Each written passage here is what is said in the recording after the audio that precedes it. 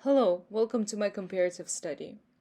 I chose my film focus to be psychoanalytic theory. My first film is Forrest Gump, 1994, and my second film is Amelie, 2001. And my topic is in the form of a question. How do the directors Jean-Pierre Jeunet and Robert Zemeckis present mentally challenged individuals in a way that supports the idea that they are just as capable of achievement as a mentally healthy individual? Sigmund Freud, born in Austria, is considered the father of psychoanalysis. Freud believed that the mind was made up of many layers and that the dreams were a form of a wish fulfillment, a living out of things that had previously been denied. This theory is technically applied to film in psychoanalytic film theory by the idea that watching films can be seen as a waking dream as you surrender to the events in the same way you would in a dream. Psychoanalytic film theory examines the unconscious of the film's director, characters, subjects, and sometimes the film's audience. Critics tend to apply the work of theorists such as Freud, Jung, and Lacan. Psychoanalytic analysis is applied across the full range of international filmmakers. The only filmmaker receiving more than one psychoanalytic treatment is Andrei Tarkovsky, with two explorations of the meaning of symbols in his films. To relate to the purpose of my comparative study, although it isn't stated explicitly what mental disability both Forrest and Amelie have, neurotypicals have to view and carefully psychoanalyze the choices the characters make throughout the film and what is presented in the film in order to understand the complexity of the main characters, viewing what is shown through the prism of a mentally challenged person. I decided to link those films to psychoanalytical film theory, as the directors of the films represent the lives of the two characters through their narrative, just like in Freud's theory. We see the lives of the characters foreign to us as if we were in a dream. Essentially, psychoanalytic film theory is an approach that focuses on unmasking the ways in which the phenomenon of the cinema in general, and the elements of a specific film in particular, are both shaped by the unconscious. Although the films come from different cultural backgrounds, USA in the 90s and France in the early 2000s, I wanted to see how the display of mental challenges in the main characters would be similar, as both directors represent them not as challenged, but on the opposite, simpler people who simply just want to be good, unlike neurotypicals. The context of production of the films may be different, however, they both essentially represent the idea that after you see those films, you will look at life completely differently, building on your subconscious, as you see the lives of these characters through their eyes. For the purposes of this CS, I will analyze Amelie and Forrest Gump through the social cultural context, which I essentially chose as I think it fundamentally brings in both the perception of life of the characters and how the characters are perceived by their society. Forrest Gump is perceived as a fool by many people in his surroundings, therefore, my chosen social context. Forrest is aware of this, but sticks to his ideology of every human being good. This is especially seen during the course of events in the Vietnam War that Forrest fights in, where he faithfully saves Lieutenant Dan, who later hates Forrest for saving him, as he wanted to die a hero in order to complete his destiny, though now he is just a cripple. Forrest fails to ever understand Lieutenant Dan's ideology, as he perceives the human life as the most valuable thing out there.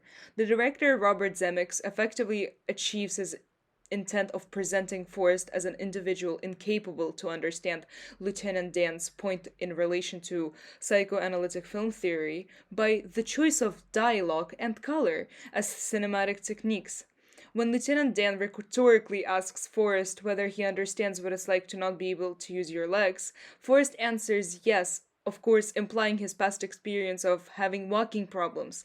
By this simple dialogue, the director represents Forrest's cluelessness, and by that purity, which builds upon psychoanalytic film theory, the viewer experiences life through the eyes of Forrest. And unlike Lieutenant, we are able to understand what Forrest actually meant by his simple yes.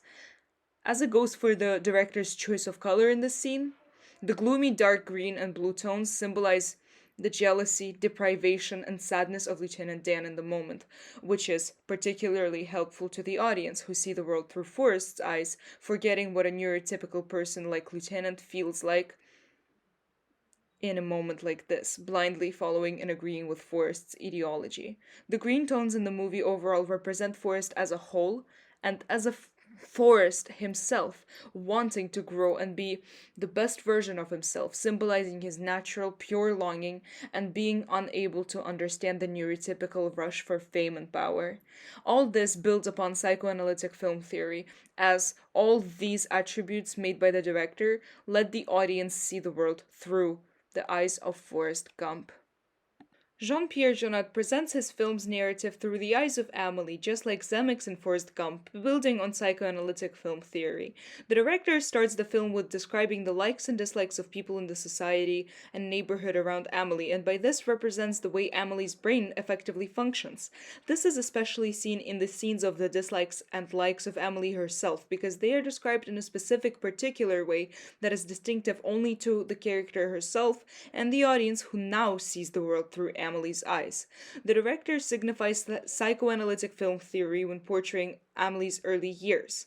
As the narrator speaks, the camera moves upward to portray what little Amelie took photos of. The visual representation of her bright, vivid imagination is shown in the form of a bunny made from clouds, which was achieved in the editing process, made to look like the clouds were truly shaped like the animal. The narrative explodes seconds later. The camera suddenly rotates, presenting cars crashing into one another close to where Amelie stood in the moment. It is narrated that Amelie immediately blamed herself for the crash, thinking she's cursed, although she had nothing to do with this. The writer chooses for the camera to move to her face, with the narrator explaining Amelie's thoughts in the moment. These cinematic techniques help Jeanette develop psychoanalytic film theory by the fact that the audience only sees the world through the eyes as well as thoughts of Amelie. In this example, literally. When she grows up, we see the heroic qualities of hers. When Amelie finds the mysterious book of photos, she wants to return it to the original collector and owner, who she falls in love with from the first sight. The main plotline of the film is built around the events of Amelie playing games with him and try to find her.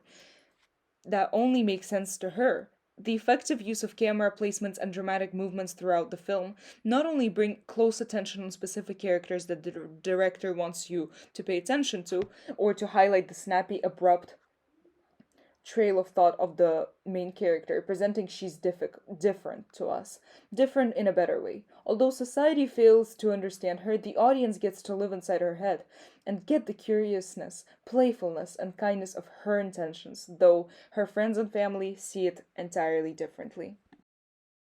Overall, the directors Jean-Pierre Jeunet and Robert Zemeckis present mentally challenged individuals, Forrest Gump and Amelie, in a way that supports the idea that they are just as capable of achievement as a mentally healthy person, because they represent the range of empathy, kindness, helpfulness, pure ideology that not many neurotypicals possess within them, though they're through their uses of color, cinematics, dialogue, narrative, and plot. Forrest and Amelie mainly live their lives hoping to be good people. They aren't rushing for fame or power like people in the world today. Unfortunately, the fictional society doesn't ever perceive Forrest and Amelie as normal people, though they do find one person who accepts and understands them, Jenny for Forrest and the photo album owner for Amelie. That's a powerful message within society today. You can only stay true to yourself. You shouldn't care what others think of you, and the one will come to you eventually. Different is good, and most importantly, different is better. In the context of psychoanalytic film theory, we see their worlds through those strange characters' eyes. We understand their trail of thought. We bond with them through the powerful cinematic techniques that the directors use. And by that, the directors effectively represent that being mentally different is okay. Additionally, by showing the purity of the characters' intentions, the directors of the film make a statement within today's society, linking to my chosen cultural context. These characters, despite their mental challenges, have so much more ethical ground, kindness, creativity, unlike many healthy people today, which makes you truly think about who's worthy of being recognized and who's not. Those films' unique psychoanalytic film theory lets the viewers decide this important question for themselves, as these films let the audience witness the world through the characters' own eyes.